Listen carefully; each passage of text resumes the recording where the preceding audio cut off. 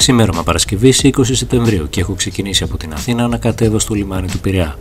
Εκεί θα συναντήσω μια παρέα με την οποία θα περάσω ένα τριήμερο στην Άξο για να λάβω μέρος σε ένα event που διοργάνωσε η Λέσχη Μοτοσυκλετιστών Άξο, το After Summer Moto Happening. Εκτός από τις προβλέψεις για ψηλόβροχο για εκείνες τις ημέρες, είχα να αντιμετωπίσω και το πρόβλημα πως δεν είμαι συνηθισμένος και σε τόσο πρωινό ξύπνημα. Κλασικά κούκος, άρχισε να ψυχαλίζει. Εδώ με τα παιδιά φεύγουμε για Άξο. Έτσι είναι η φάτσα μου 6 ώρα το πρωί χωρίς καφέ. Να καφέ.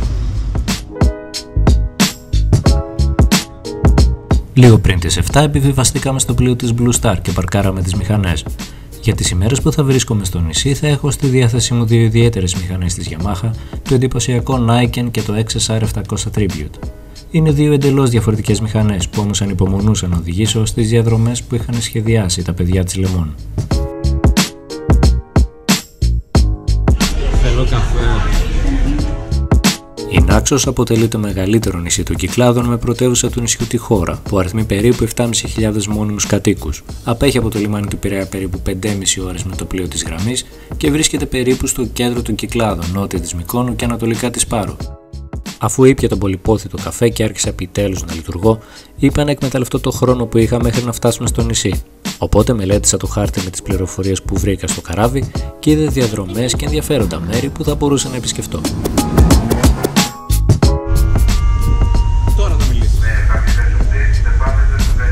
Κυρίες και κύριοι, καλώς ήρθατε στο μεγαλύτερο νησί των Κυκλάδων. Καλώς ήρθατε στην Άξο.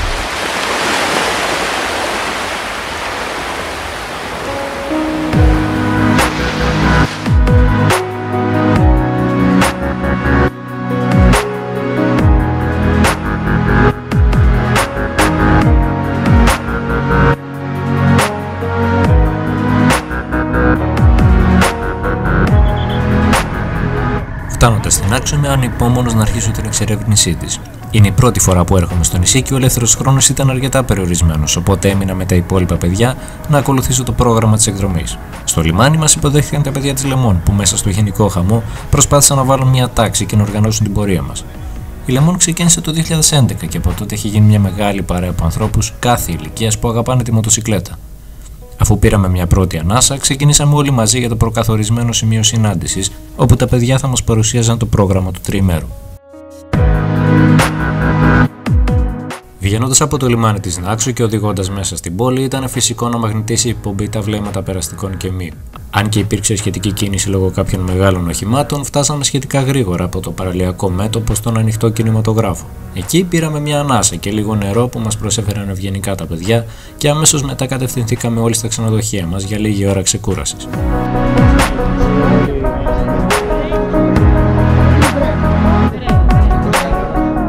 Θέλοντας να εκμεταλλευτώ όλο το χρόνο που είχα στη διάθεσή μου, ξεκίνησα αμέσως για το πιο γνωστό μέρος της Νάξου.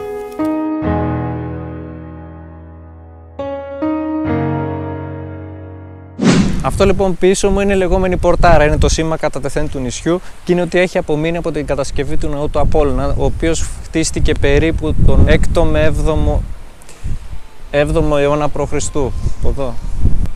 Ουσιαστικά είναι κατασκευασμένος από 4 κομμάτια, τα οποία είναι περίπου 20 τόνους το καθένα. Τώρα, πώς το φτιάξανε, πώς το ανεβάσανε, πώς το κάνανε, δεν ξέρω.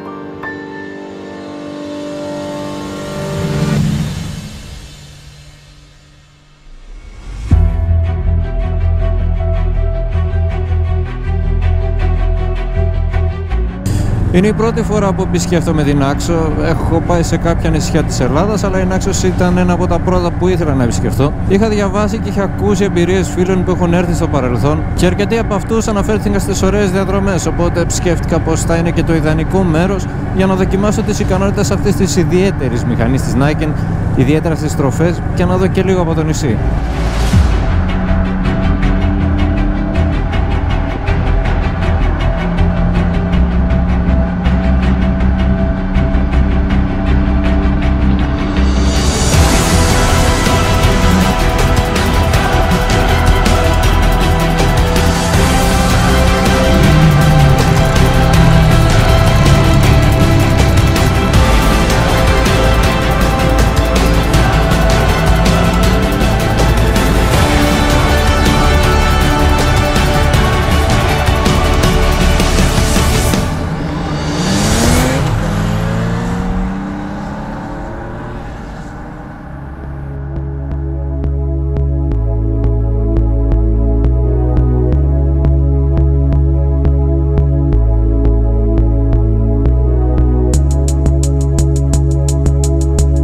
Το βράδυ παρακολούθησα την εκδήλωση στην παραλία, όπου έγιναν παρουσιάσεις από σημαντικούς ταξιδιώτες σε 2 τροχούς και ομιλία για την οδήγηση και την ασφάλεια. Η Νάξος δείχνει πολύ όμορφη το βράδυ και παρότι είχε μπει ο Σεπτέμβριος, υπήρχαν ακόμη αρκετοί τουρίστες στο νησί. Έκανα μια γρήγορη βόλτα για να πάρω μια μικρή γεύση από τη βραδινή ζωή της πόλης, αλλά η κούραση σε συνδυασμό με λίγες ώρες ύπνου με ανάγκασαν να αποφασίσω να επιστρέψω στο ξενοδοχείο και να ξεκουραστώ, ώστε να είμαι έτοιμος για την επόμενη μέρα.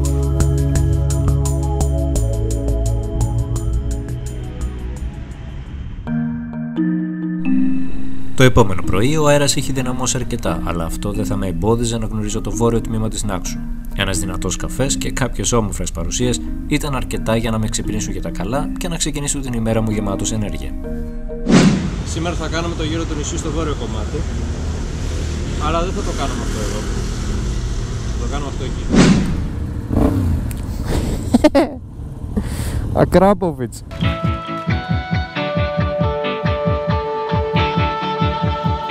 Το πρώτο μέρος της διαδρομής περιέλαμβανε οδήγηση στο βόρειο τμήμα του νησιού, από την Νάξο μέχρι και το χωριό Απόλλωνας, όπου βρίσκεται ο φημισμένος κούρος του Απόλλωνα, ένα τεράστιο σε μέγεθος μισοτελειωμένο άγαλμα από μάρμαρο. Η διαδρομή μέχρι εκεί είναι ιδανική για οδήγηση με μηχανή, αφού είναι γεμάτη από στροφές δίπλα στα καταγάλανα νερά του Αιγαίου και σε συνδυασμό με τον καλό καιρό, ήμουν σίγουρος πως θα ήταν μια υπέροχη εμπειρία.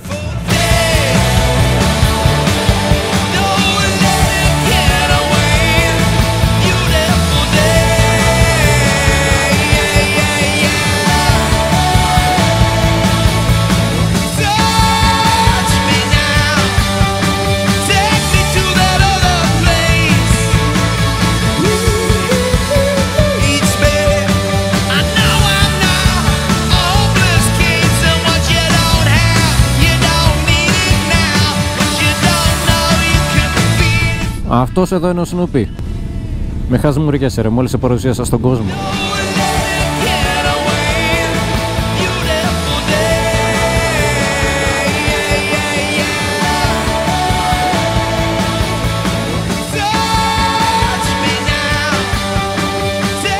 Το παράδοξο είναι πως ο κούρος του Απόλλωνα δεν έχει κανένα από τα χαρακτηριστικά των κούρων της αρκαϊκής εποχής, αφού δεν ολοκληρώθηκε ποτέ, αλλά παρόλα αυτά έμεινε έτσι η ονομασία του. Κανένας δεν γνωρίζει για πού προοριζόταν, ίσως για τον ναό του Απόλλωνα στην πόλη της Νάξου ή για κάπου αλλού στην Ελλάδα.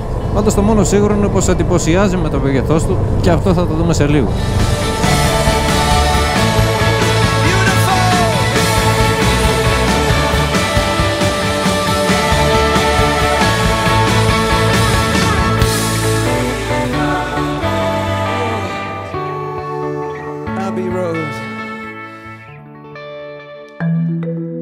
Ο Απόλλωνας είναι χωριό στο βόρειο τμήμα της Νάξου που παλιά ήταν λιμένας για τα πλοία της Άγωνης Γραμμής. Σήμερα είναι ένα τουριστικό θέρετρο με πολλές παραλιακές ταβέρνες και καφενεία. Πάνω από το χωριό βρίσκονται 2 αρχαία λατομεία, όπου βρίσκεται και ο περίφημος Κούρος. Η αλήθεια είναι πως μας εντυπωσίασε όλους το μέγεθος του αγάλματος, το οποίο επί αιώνες βρίσκεται εξαπλωμένο μέσα στο λατομείο. Τα παιδιά της Λεμόν φρόντισαν να μας ενημερώσουν για την ιστορία του αγάλματος και άλλες διάφορες λεπτομέρειες, και αφού βγάλαμε την καθιερωμένη αναμνηστική φωτογραφία, ξεκινήσαμε για τον Ελαιόλιθο για ένα καφέ στη φύση.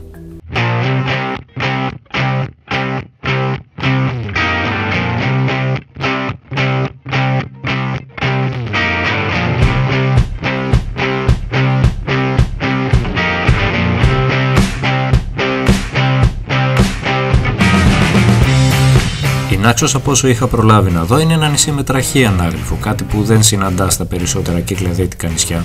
Το νησί έχει ψηλά βουνά, όπως για παράδειγμα ο Ζάς που φτάνει τα 1000 μέτρα, τα οποία είναι αρκετά βραχώδη και με χαμηλή βλάστηση. Προχωρώντας όμως προς το εσωτερικό του νησιού, εμφανίζεται και λίγο πράσινο λόγω της πιο πυκνής βλάστησης, το οποίο σε συνδυασμό με κάποια μικρά χωριά συνθέτουν μια ποικιλία εικόνων που πάντα μου αρέσει να υπάρχει.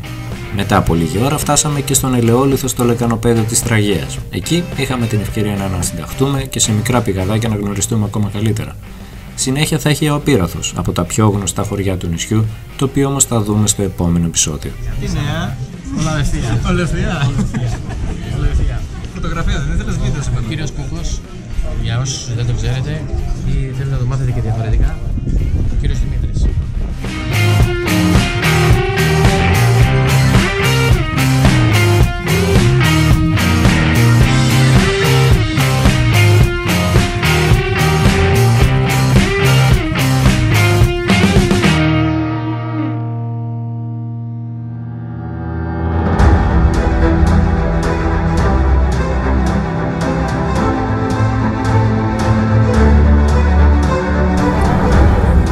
Γράφω τώρα, ναι. Θα σκάσεις, μωρέ.